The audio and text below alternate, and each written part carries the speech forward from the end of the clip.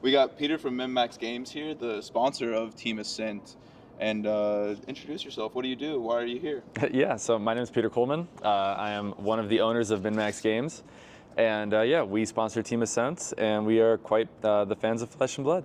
What does that mean to sponsor a team? Does that mean do they get free cards? Are you paying for them to go out? What does it mean to be the sponsor? Yeah, so it's definitely something that's developed over time, depending on the team's needs and also the size of the team. So we really try to support the team in whatever way we can. So sometimes that's getting them cards, offering discounts. It's getting product to draft. Like this set was super highly allocated, so we were able to still get some product into the hands of our team. So yeah, it's kind of like, what does it need and what do they need and how can we, support them? And we have I feel as if we have a pretty positive relationship with the game. So, teaming up with people who are like-minded, who bring value to what we're doing, that builds the community. These are the Team Ascent is the people that you see at your armory every week, and then you see them at the big events. They're not just like high-end grinders. These are people that they love the game and they travel, and so that's something that we wanted to support. Yeah, definitely. That's since I started this, that's kind of the thing that I've gotten from everybody here. It's like, hey, we're just a bunch of people who happen to be good at the game, but we're also just pretty good friends here. So that's kind of the most important thing that I've seen for Team Ascent. How exactly does that relationship start? If you're maybe the starting a team or the leader of a team, how do you get out and reach out to a store to maybe do that relationship? Yeah, so it's actually really interesting because we almost kind of inherited Team Ascent. So a good friend of ours, Josh, who has a YouTube channel, Hometown TCG, who's very big into Flesh and Blood at the beginning, and he was kind of heavily enrolled with the team, and he's also local to us. So Josh and I, we hang out a lot. We do a decent amount together. Now our relationship is more Magic based because he's still doing his Magic channel and stuff like that, and I played Magic forever. So he was like, hey, so I'm thinking that it's time that I move on and do something a little bit different, but I've got these awesome people and I don't want to disband the team. I don't want to get rid of this. Is this something you'd be interested in? And we've had a few other companies or organizations or even individual players reach out and be like, hey, we want to do sponsorship or we want to be part of this. And it's difficult sponsoring people because you have to more or less give your seal of approval on them as a human being, as the way they interact. And I've known Josh for a decent amount of time, and Josh is an extremely stand-up person. If Josh says this person's cool, then they're cool. Yeah. He's just that kind of person that you know that if he's okay with you, then you've made it. Yeah, okay, good. So he's like, I've built this team and these are some amazing players, and so I was like, you know what, let's do it. So part of it for us was growing in this game. We really wanted to increase our outreach of the brand. We wanted people to have good associations with the name MinMax Games. So, we do sell online, we sell locally, but having a core group of people that travel all over the world and within their own, areas of influence, repping the M is something that we thought was very important. So it kind of just all came together and it made sense. Yeah, I mean, to put your logo on somebody else's chest, sometimes that can be a little bit scary because it's okay, don't do anything bad. We want only upstanding people here to you're representing me at this point. I kind of have a question about you're kind of a young guy, but you're the co-owner of a really big store. I mean, y'all are probably the biggest Flesh and Blood store, at least to my knowledge. I mean, I don't know. There's other huge stores out there, but I mean, y'all are pretty popular around the community. Y'all have your own YouTube channel and everything. How exactly did you get into the actual business of everything? Yeah, so MinMax Games kind of was an accident. Oh. So we own a couple other companies, and during the pandemic, one of our industries is installation parts for appliances. So we sell everything to hook up dishwashers, washing machines, refrigerators, so bathrooms and kitchens. And during the pandemic, a lot of people were at home and they were staring at their walls and they said, wow, my kitchen is ugly. I want a new kitchen. So we were doing extremely well during that period of time, which was very polarizing because financially we were doing well, but there was so much chaos and turmoil and sadness kind of going on. So it was what do we do with this? Do we just keep reinvesting in this, or let's do? And so we decided, let's try something different. That's a business to business model, and we wanted to learn more about business to consumer. And my brother's the other co-owner. And all of our friends, we're all gamers. We've always have been, whether it's board games, trading card games, video games. So we're like, well, let's open a game store and start to learn this stuff. And it started out of my office, which was a closet at the time. Okay. And it just kind of grew and grew. And then in our first year, we had done several $1 million in sales. And all of a sudden, it wasn't a joke anymore, and it was kind of bigger than what we thought, and that more or less became my full-time job. Okay. So yeah, fast forward a couple of years later, all of a sudden Flesh and Blood starts to become a pretty big deal. A lot of animosity around Magic and about its policies and how it's functioning. And I started hearing a lot of stores say, this is going to be bigger than Magic. And I completely disagreed. And I still don't think it is. No. Magic is a 30-year-old generational behemoth that has gone through so much, and it has allowed James White to look at those 30 years and create an amazing game and learn from all the mistakes that Magic made. Yeah. So when everyone said it's going to be the biggest game, it's going to be bigger than Magic, I knew that meant a lot of stores were going to drop this game when they realized it wasn't just free money all the time and stuff like that. So we were like, there's a real chance for us to be a big fish in a small pond and to grow with the game organically as it grows. And yeah, that's kind of like why we stuck so well with Flesh and Blood. And just the game itself is it's a really well-made game. It's something that has legs. It's going to exist for a very long time. And the ethos and concept of what it did, while some other games are pushing these like arena and online and let's do pay per win. Yeah. A game that like wants you to sit at a table with your friends and play games, like we're all about that. Yeah. So to be able to sit at the table and play games with your friends, you have to have it actual product in person. How difficult is it to actually get product here into Las Vegas? Like y'all are from Chicago. Mm-hmm. What's the back end effort of actually getting everything here? Yeah, so I think a lot of people don't understand how insane we are. So we are, like you said, probably the largest U.S. singles dealer outside of like, a TCG player entity, but a single entity and possibly the world. Today in Vegas, today is Sunday the 8th. If you go onto our website and you place an order, it's being shipped from here. We have our entire inventory here, which means we have not stopped anything. So if you ordered internationally, we are fulfilling those orders here. So when we don't stop, like we literally don't stop, which means that one of our employees, Levi, had to drive everything. Oh so my he God. did a 25-hour drive in 2 days. By himself? By himself, Oh, the way he man. likes it. And after doing an entire 3-day long event of grueling, buying, selling, talking, like we're here at 6, 7 in the morning, we'll be here till 9 at night, and that's every day. Levi will get back into the car, and he will drive it back another 25 hours. So it is a lot. It is quite a bit of work to do, and we've actually been trying to figure out what the next step is going to look like, because as this game continues to grow, just the volume of physical cardboard that you have to bring just increases. So we think for Philly, we'll have a very different setup that will allow us to still cater to the most amount of players possible. And does that kind of involve like maybe getting like a box truck or something? And at least Philly for Chicago's a little bit closer, like, and easier to do. Like Chicago to Las Vegas, you got to drive over the mountains at some point. Like that's kind of a big hassle. Levi did it to California for Worlds. Yeah. Yeah. Wow, to California. Yeah. That's actually crazy. How long is the drive to? It's a lot. It's like 30 plus hours. I think he did 3 days one day, and then I think he did it 2 on the way back. He's a monster though. So. Okay. But part of the problem is that your booth is only maybe 6 by 10 feet. Yeah. And you can go 10 feet up. They've got a height limit too. Oh wow. Okay. So you're almost just limited by just physical space for singles. Yeah.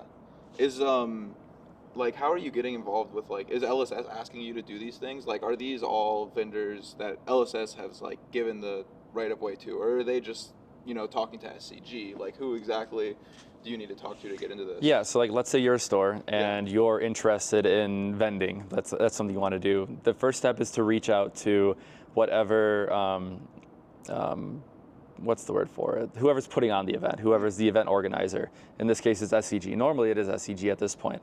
and you reach out to one of their help numbers and you say, hey, I'd love to know the next time there's an opportunity to vend. And what they'll do is they'll send out a solicitation that says, hey, here's the next 10 events or whatever. Here's what it's going to cost. Would you like to vend?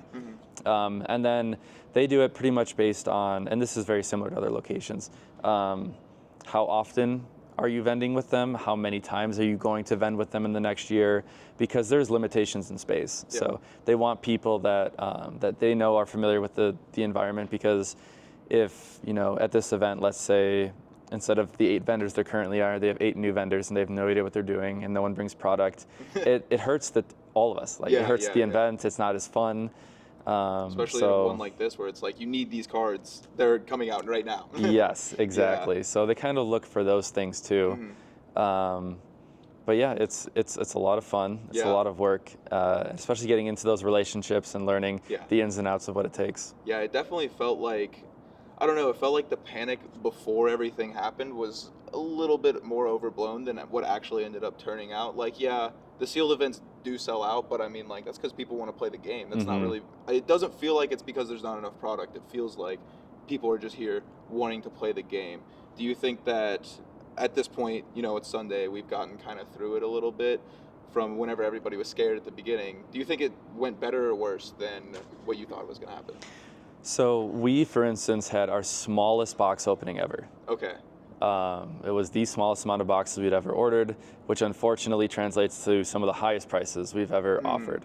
I do believe that most people that were attending Nationals are also the people that are going to play the decks they want to play regardless of the cost. They're there to win. There is a lot of money, a lot of prestige, a lot of just value on the table. So it is worth it for them to do it. So I've talked to people that were able to get all their cards, they played the game, and then I've also had few conversations with people who said, okay, our group has one person, actually it's the person who is top 8ing with Gravy Bones. Okay. They all pooled their cards together to get that person the cards to play the game. So they're like, this is great, but they said there's 3 or 4 other players that would have also been on Gravy Bones had they had access to the cards. That probably depends on where you're at and your LGS and your location. Yeah. Because we walked in on Thursday and fulfilled probably 200 orders that day from not including what we had already pre-sold. So we did an insane amount of pickup orders. So I think we definitely had a massive role in making that happen, which was great. So yeah, I think it was okay. I think it worked out. It required a lot of adjustments on our part to make that happen. I would like to see it better in the future, but I also don't think that anyone higher up in LSS says this is okay. So I don't think it's a situation where there's a disconnect between what the players want and what the company wants. And unofficially, because I cannot say it's officially, my understanding is that there was more high seas printed than hunted. And even with more printed, the insanity ensued. So they're well aware of like what is happening and how insanely popular this game is becoming. And it's what is it called? It's suffering from success. Like it's just it is what it is. But I mean, I've been here since Monarch. I've been playing a while. The first boxes that I saw on shelves were Arcane Rising boxes. Crucible immediately sold out. Yes. And honestly, this kind of feels like that. Like it's like, oh, I'm going to buy, my 40 Crucible boxes because it's like, like people are just going and buying all of the first ed Crucible. And it's like, it kind of feels like that again, but in a different way because it's not like collectors really driving it. It seems like it's like people wanting to play Gravy Bones at Nationals who's really driving that sale. Yes, and I think we see that in the financial side. I have way more copies of Rainbow Foil and High Rarity and none of the playables.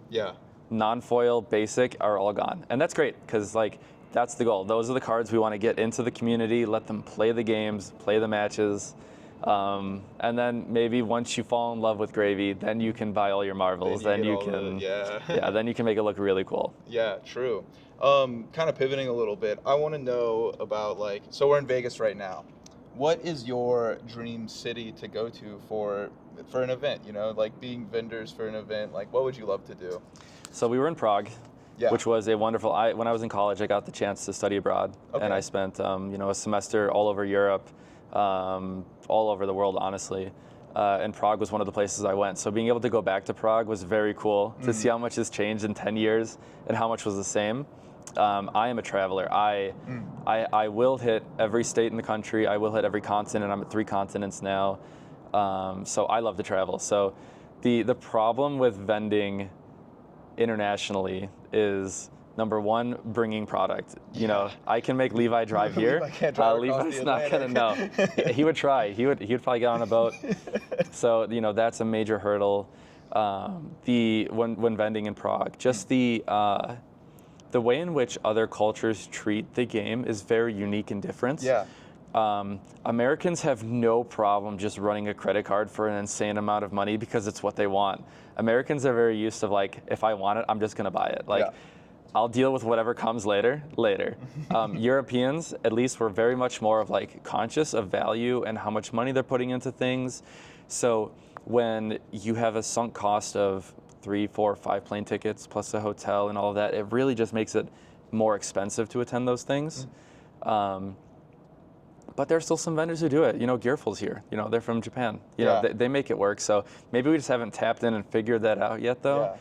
New Zealand is definitely, Auckland there will be a time where I will just say, you know what, this is the time. We're just going to do it. That's a place. I would love to go to Japan. I haven't been there yet. But I just love traveling. Yeah, I'm also a big traveler too. I was in Osaka as well, and like, yeah, I mean, the FOMO was real for that event. Yeah, just watching that, I was like, that one man. was really fun. Yeah. Yeah, but I mean, they will definitely be back in Japan soon. For me, I'm really excited to go to Brazil. Yes, that seems to be. I love Sao Paulo or Rio, wherever. I want to go there. And yeah, the other problem is that when you're bringing like $100,000 worth of stuff into another country, it doesn't take much to be inconvenienced. Whether it's, why are you in my country with cash and these cards, and is this legal? So there's like some, and you know, 9 times out of 10 it'll be fine, you know, but it only takes one time for it to really mess up everything you're trying to do. Yeah. So there's some concern there as well to make sure that everything goes smoothly with the events. Yeah. And then, are you also a player? Or are you too busy running your 2 businesses that you got going on? Yeah, so I am a longtime Magic player. Yeah. So it's kind of funny because I attend like every MagicCon because we don't vend them, so I can play. Oh, okay. But like I'm always if it's a Flesh and Blood event, I'm vending, right? So do I play? Yes. Am I good? No, not at all. Is my deck Dory? Yes, because Dory is the easiest to literally like, you get a couple new cards, but I only do Dawnblade and I lose every game because it's like, it's not a casual game right now, right? Yeah, no. And when your choices of people to play against are Sam Dando or Levi, like, I'm going to get smashed regardless. In fact, Levi and I played a game, and he's like, I'll give you 5 intellect, and he still destroyed me. Like, it's just, the skill gap is just insane. But I really love being in the card culture. I love holding the cards. I love looking at them.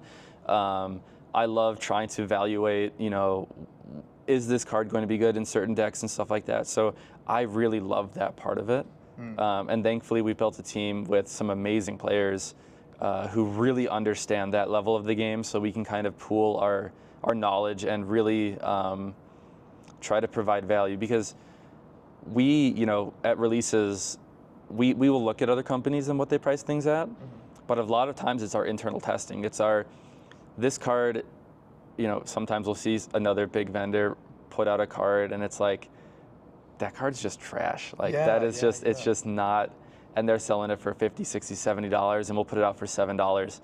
And you know, sometimes we're wrong, but I feel like honestly more times than less we're right on valuations. So yeah. So you kind of use the professional team, you use Team Ascent to also inform your business decisions on like if a card is good or not. Because like you said, maybe there's a $40 card that you're selling for $7 because you think it's bad. Maybe there's a $7 card that's like, hold on, we might not sell all of this copy just yet because people just haven't figured it out. yeah, there's a part to that too, and you know, having so many people that are so dedicated to the game that have such a depth of play styles can be really helpful to like, is this good or is this bad, or what are you guys playing? What is the meta? Because if Team Ascent is all on one deck, Yeah. then there's a pretty good chance that that deck is going to see top 8. Busted, yeah. Yeah, so then that helps us to inform some of those things because, you know, you watch random top 8s and all of a sudden something just like insanely takes off, and so you know, you try your best, but yeah, you know, sometimes meta is just wide. Yeah, no, I mean that's how it is right now. Yeah, we've got 52% conversion on Gravy, and then a classic Syndra with the 19%. But I mean, her coming out of the gate was like win-win, exactly, and then nothing. Exactly. And then now it's still just nothing. But I mean, maybe Gravy's not a flash in the pan. Maybe we'll see something good with him coming. Because the top 8 was 6 or 7 unique heroes. It was 7. I'm pretty sure. There's 2 Florians. We'll be corrected. It's we will. It's very so diverse. hard once you're here to like be paying attention to what's going on at Nats, honestly. Yeah. No, but that's really cool. You were talking about like the culture, and that you also go to all of the Magic cons and everything. Yes. Is there like a difference in culture with Flesh and Blood as opposed to Magic, as opposed to Pokemon? Like, what exactly is that difference there? Yeah, each game really does have its own unique feel to it. Yeah. And even, that's weird, because even like the buying and the concept habits are different. So for instance, Pokemon. Most Pokemon, and this is generalization, right? Most of our Pokemon customers want to pull the cards that they want out of their own pack. They want to catch that Pokemon in a sense of like their own thing. Where Flesh and Blood and Magic players are much more like, I want to play this deck, and I don't care if I open the card or if I buy it. Yeah. I find that the Flesh and Blood environment is extremely friendly, is extremely open. I remember we were at an event and all of a sudden all the lights went down. Everyone goes, oh, and then the lights turned on. It was yay, and then it went back down. Like, oh, like they just have fun. Like, it's a great time. Like, you know, like you don't have to act that way, but they choose to act that way. The number of people that have come up to me and they're like, I need to buy these singles because I just gave them away to a new player. It's awesome. Yeah. Like it's a very welcoming and inviting, and I think part of it is because a lot of Flesh and Blood, not all, especially at this point, but a lot of the players come from other games. Yeah. And they're like, I'm tired. I want to just have fun. I want to have a good experience, and they choose that in their games. Yeah, definitely. I mean, there are some pro teams for Magic, and there's some stuff like that, but when you walk around here and you see Team Ascent or the Card Guys or Blue Pitch, they're just smiles and they're happy and they're approachable and they're just good people. So yeah, no, I mean that was totally like we had the Colorado dinner last night for like our Colorado community, and we had 40 people all at KBBQ, and like, you know, everybody's like, at first everybody's just kind of like talking between, we had a bunch of tables, everyone's kind of talking, and then by, you know, an hour later, everyone's standing up, getting a little rowdy, you know, knocking on the table, and it's just like everyone's standing up talking to each other. It's like all 40 of these people here were brought together like by this, like in the Flesh and Blood and everything like that, and it really like epitomizes like what the game means. And a lot of these people are also on Team Ascent, so it's just like, it's just really cool to see all of that. I have one last question for you. Is like, what's the next step? Like, where do you think like Flesh and Blood is going next 5, 10, maybe 30 years, like Magic one day? That's a good question. The recent announcement of, what did they say, calling a month is the goal? Oh, okay. I didn't hear that. Trevor from LSS made an announcement day one of Nats and was pretty much saying that like OP is going to explode and the amount of events they're going to be offering is going to be like skyrocketing, and they're like full steam ahead on events. If they can figure out how to continue to do what they're doing in the correct order and making it right, and can make sure LL is part of this equation, I think there's no obstacles. I think at this point, if you've written off Flesh and Blood, then you've done something wrong. Yeah. The game is not going away. The game is just 5 years at this point. Yeah. It's insane how fast this game has grown and what we'll see in the future. I feel honestly blessed to be involved in the community and the level and the way we are.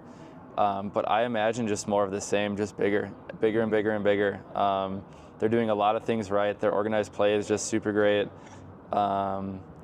Yeah, if the game hasn't doubled in 5 years at this point, then something massively has gone wrong. And I'll probably eat those words because it'll double in like a year. You know, it's hard to say that it's not going. You know, it's great if they can figure out how to continue to do a proper print run for products. I think that's going to be, like, so right now, that's kind of my biggest critique of LSS as a whole. Is like, me as a store, I want every other store in the world to carry this game. Yeah. Because it benefits all of us. Yeah. If Wednesday Night Armory is as ingrained as FNM is, like, we all benefit.